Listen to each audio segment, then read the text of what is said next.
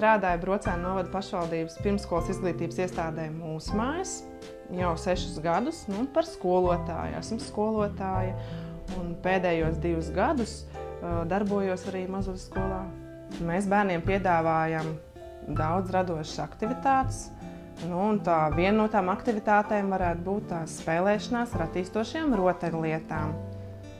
Un vēl ir tā, ka mums ir tas rīta aplītes sasveicināšanās, kur mēs dziedam. Ai, rociņas strādāt grib, ai, rociņas strādāt grib.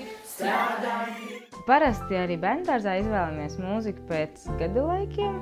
Attiecīgi pēc tēmām. Ja ir rudens tēmas, tad mēs dziedam rudens dziesmiņas. Ja ir ziema, tad ziema un attiecīgi tālāk. Pirmām kārtām jau šeit, kad mēs nākam, ir komunikācija ar vienaudžiem viņam un arī tie darbiņi, ko skolotājs ir vienmēr izdomājuši darīt. Es nekad nebūtu aizdomājusies, ka var zīmēt miltos, var krāsot sniegu. Šodien mēs zīmējam ar pirkstiņu krāsām, uzzīmējam mamītēm dāvanas. Ne 2 smukus zīmējumus. Un tad tas plānojums, kad mēs atnākam, mēs paspēlējamies, tad ir apus, kur kopīgi bērni padarbojas, pirkstiņus izvingrina, padzied, tad atkal paspēlējas, tad ir kopīgā darbošanās, paspēlējas, pēd un tad atkal spēlējas. Un tad mamma saka, ka ir jābrauc mājās un tad ir asaras. Nāc parādi, kāds ir mantas, kurteņi. Šito man dos, vai ne, sunīt? Jā, tā ir mājiņa, vai ne?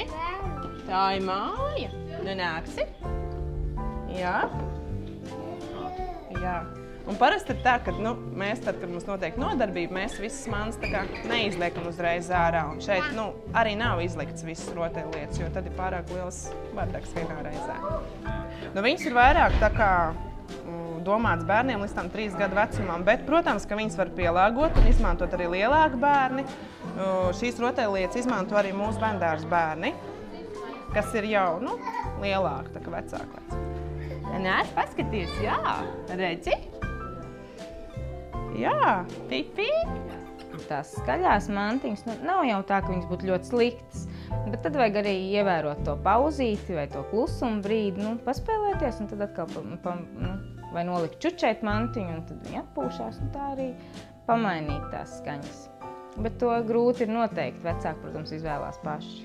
Tie bērni, kuri apmeklē Mazuļu skoliņu, viņiem pēc tam ir vieglāk iejusties bērndārza dzīvē. Tad, kad viņi sāk nākt uz bērndārzu, viņiem ir vieglāk, jo viņi jau saprot to, kas notiek bērndārzā, jo mums Mazuļu skoliņa ir pakārtota tam, kad tur norisinās līdzīgas darbības, tādas, kādas notiek, kad viņš nāks uz bērndārza grupiņu. Tās ir attīstošās rotaļlietas, jo katru no rotaļlietām kaut ko bērnam iemāca, un bērns spēlējoties ar tām var daudzpusīgi attīstīties. Piemēram, kā krāsu, formu, attīstās viņa sīkā pirkstu muskultūra, motorika. Tas reāli arī tā strādā, vai tikai izdomāts? Tas reāli arī tā strādā, jo viņam ir spēlējoties ar šīm rotaļlietām jādomā, jāskatās, kā tas viss notiek, jāsaprot, kā vilcienīši, piemēram, ripo un aizbrauc. Šeit arī ir jāsaprot, vai ne? Un mēs mācamies ar viņām spēlēties. Tā pelīte. Izgraužas ierā caurumiņu. Jā, tu man atnesi atpakaļ, vai ne? Tā, tas par tām rotaļlietām.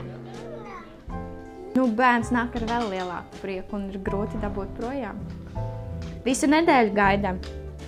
Ja kārtīgi uzvedīsies, piekdien brauksim uz saules zeķi.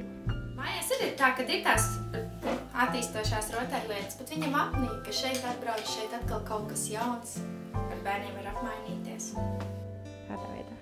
Šeit ir ļoti liela daudzveidība. Vai ne? Jā, liec virsū.